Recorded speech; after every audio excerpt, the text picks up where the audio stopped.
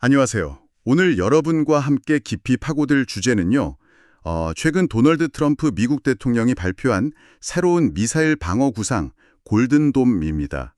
여러 관련 기사들을 쭉 보면서 이 계획이 도대체 뭐고 또 왜 추진되는 건지 어떤 점들을 좀 눈여겨봐야 할지 자세히 얘기 나눠보겠습니다. 트럼프 대통령이 이걸 2025년 5월 20일에 발표했죠. 그러면서 자기 임기 끝나는 2029년 1월까지 실전 배치하겠다 이런 목표를 밝혔어요. 상당히 야심찬데 이게 정확히 어떤 그림인가요? 네, 그 이름 때문에 이스라엘 아이언돔을 많이들 떠올리시는데 사실 골든돔은 그 규모나 개념 면에서 훨씬 더 큽니다.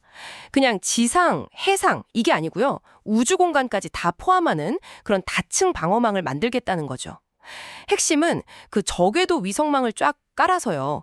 우주 기반 센서로 미사일을 아주 초기엔 탐지하고 미사일이 막 올라가는 그 상승 단계에서 우주에 배치된 요격체로 바로 타격하겠다는 겁니다. 아, 우주에서 직접 요격한다. 네. 그냥 일반 탄도미사일뿐만 아니라 요즘 계속 얘기 나오는 극초음속 미사일이나 아니면 예측하기 힘든 궤도로 날아오는 부분 궤도 폭격 체계 이런 새로운 위협들까지 다 막아보겠다는 그런 구상인 거죠. 와, 정말 SF 영화 같은 이야기인데 이런 거대한 시스템을 추진하게 된 배경은 역시 그 경쟁국들 때문이겠죠.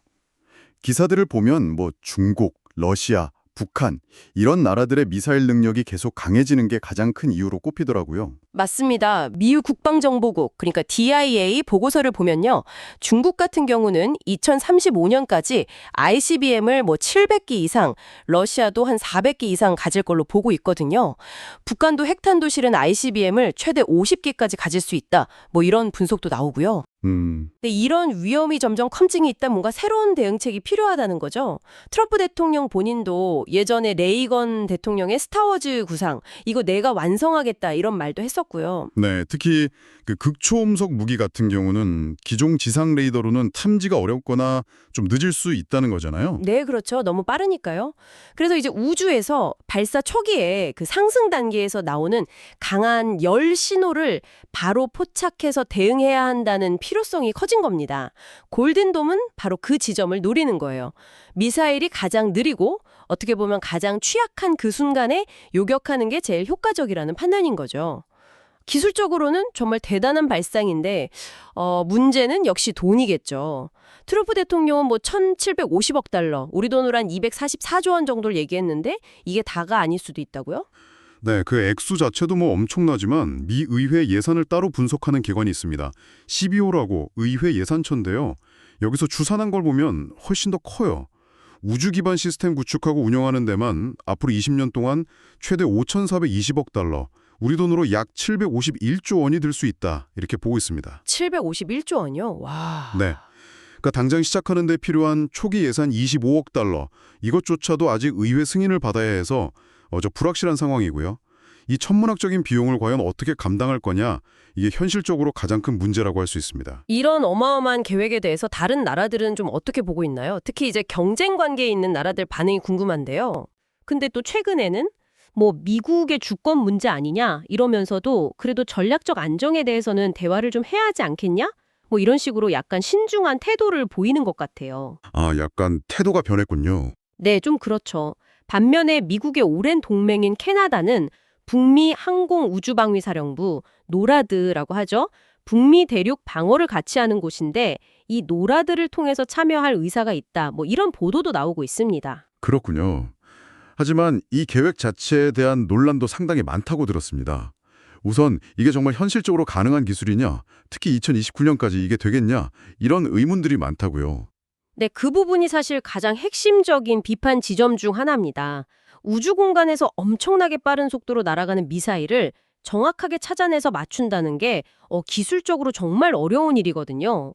참여 과학자 모임 같은 그런 비영리 단체들에서는 현재 기술 수준이나 비용을 따져봤을 때 효율성이 너무 떨어진다. 그리고 특히 미사일 수십, 수백 발이 막 동시에 날아오면 이 방어망이 너무 쉽게 뚫릴 수 있다. 이런 지적을 계속하고 있습니다. 아, 동시 다발 공격에 취약할 수 있다. 그렇죠. 그래서 2029년까지 이걸 배치하겠다는 목표는 좀 너무 공격적이다. 상당히 도전적이다. 이게 전문가들 다수의 의견입니다. 기술적인 문제 말고도 이 프로젝트에 참여하는 기업들 관련해서도 좀 논란이 있다면서요? 네, 그런 얘기도 나오고 있습니다. 예를 들어서 뭐 스페이스X나 팔란티어 같은 회사들이 이 프로젝트에 참여할 가능성이 높은데 이 회사들이 트럼프 대통령 정치 후원자들이랑 관련이 있다. 이런 점에서 혹시 뭐 특혜나 이해충돌 소지가 있는 거 아니냐 이런 지적이 나오는 거죠. 아, 그 스페이스X의 일론 머스크가 트럼프 행정부 특별고문 맡기로 했다는 뉴스도 있었죠? 네, 맞습니다. 바로 그 점 때문에 더 그렇죠. 그리고 또 스페이스X가 제안했다고 알려진 게 있는데 위성망을 정부가 직접 소유하는 게 아니라 약간 구독하는 방식이거든요. 이게 장기적으로 봤을 때 정부의 통제력을 좀 약화시킬 수 있는 거 아니냐 이런 우려도 있고요. 물론 뭐 L3 해리스나 로키드 마틴 같은 전통적인 방산 대기업들도 당연히 주요 계약 후보로 거론되고 있습니다. 그렇군요. 여러 논란이 있네요. 마지막으로 이게 어쩌면 가장 좀 근본적인 걱정일 수도 있겠는데 이 계획 자체가 국제적인 군비 경쟁을 더 심화시킬 수 있다는 지적도 있죠. 네, 그게 정말 중요한 문제입니다. 미국이 이렇게 강력한 우주 기반 방어 시스템을 만들겠다고 나서면 당연히 중국이나 러시아 같은 경쟁국들은 이걸 무력화시키려고 하겠죠. 뭐 공격용 우주 무기를 개발한다든지 아니면 이걸 뚫기 위해서 미사일을 훨씬 더 많이 만든다든지 이런 식으로 맞대응할 가능성이 매우 높습니다. 결국 의도와는 다르게 우주 공간의 군사화만 더 심해지고 전체적인 안보 환경은 오히려 더 불안정해질 수 있다. 이런 비판이 상당히 설득력 있게 제기되고 있는 상황입니다. 네, 정리를 좀 해보자면 골든돔은 계속 커지는 미사일 위협에 대응하기 위해 미국이 우주공간까지 활용하려는 굉장히 야심찬 차세대 방어 계획이고 2029년 배치를 목표로 하고 있다. 네. 하지만 그 이면에는 말씀드린 것처럼 정말 천문학적인 비용 문제, 또 넘어야 할 기술적인 장벽들 너무 높고요. 잠재적인 이해충돌 논란도 있고, 그리고 무엇보다도 이게 국제적인 군비 경쟁을 촉발하고 우주 군사화를 더 심화시킬 수 있다는 그런 심각한 우려가 함께 존재하는 상황입니다.